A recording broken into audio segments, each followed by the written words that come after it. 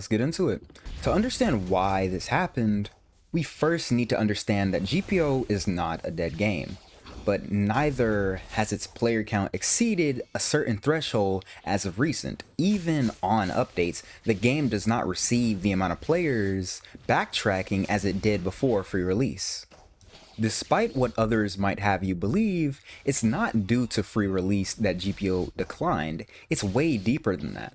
The first reason, I believe, is due to the fact that FOU and the other devs killed communities with each update.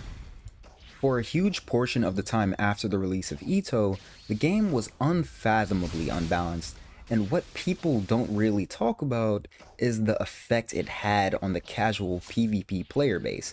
These individuals are people who just play Arena to play it, to have fun.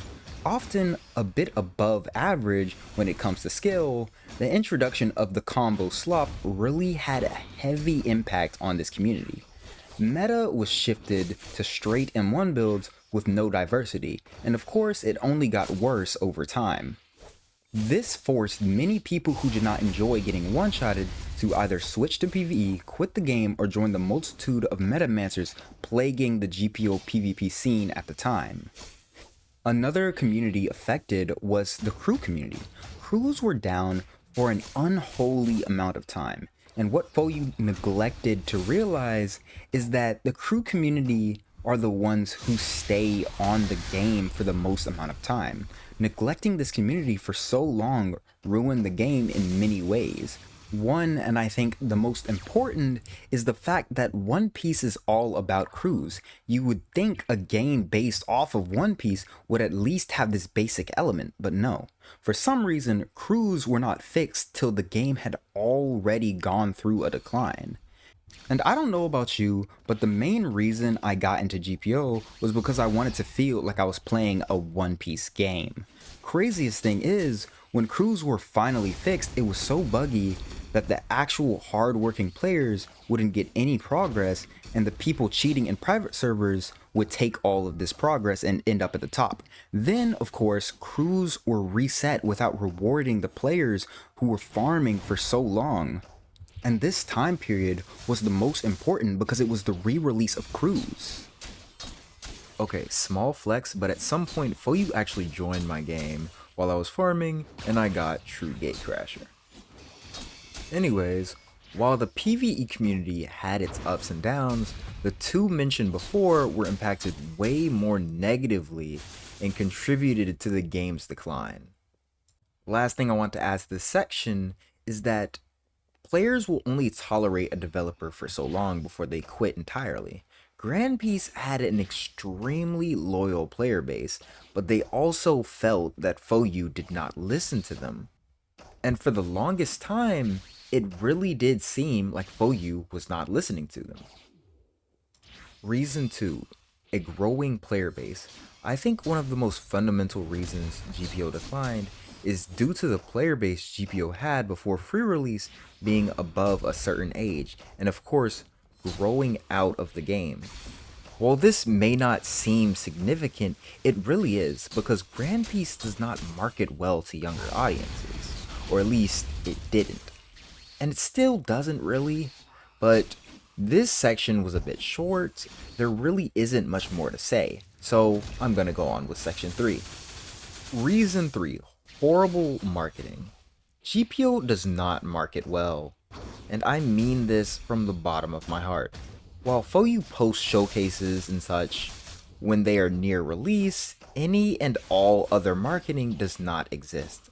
So of course the hype around updates will also not exist. A lot of devs try to be too secretive when it comes to releasing updates, and what I mean by this is not marketing at all and leaving players to discover everything.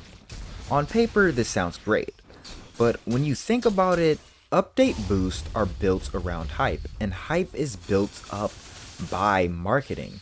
Sneak peeks on a Discord server is not the best way to market. Reason 4. The early game is mid and usually uneventful.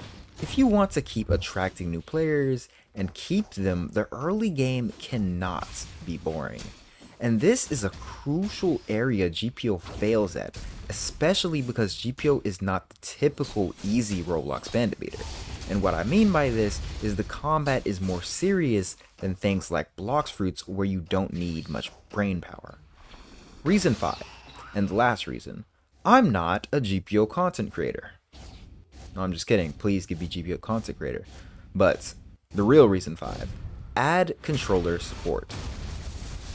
While this is not a serious reason by no means, I think the game would benefit from making a good port for controller. This is absolutely possible if the time is put in, or even from taking player suggestions on how to port it over. While keyboard and mouse was nice, I and many others would actually enjoy to play Grand Piece with a controller, and this could have a substantial impact on the game's longevity, if the port is good. Overall, I think these reasons are extremely rough, and it's hard to pinpoint why the game declined like it did by such a degree, but I would like to point out again that GPO is not a dead game. Although there are steps the developers could take to improve the game and gain a larger player base like it once had, such as marketing. Instead of making these showcase videos, take a cinematic approach. Allow the YouTubers to make the showcases. Cinematic trailers are more mysterious, and they also give room for both speculation and amazement. While these might take a bit more time and effort, the payoff of gaining hype around an update is what matters. Second, do not leave the first island as it is. While it's already been revamped, it can be better gameplay wise. GPO needs to keep these players in the game, and the first couple of islands do not provide that. A fix would just be to add more interactive quests, and even revamp the first couple of bosses entirely to make them cinematic or more engaging. The game also needs a tutorial. Never throw players in a game without explaining what to do. It'll make them more likely to leave. It does not have to be a long tutorial, just engaging and informing, such as how does a person get a fruit in the game, and call it a day. These are by far the most important ways to improve the game's player count. Of course, there is a lot I did not know and a lot I did not delve into, but these are what I believe have the most significance.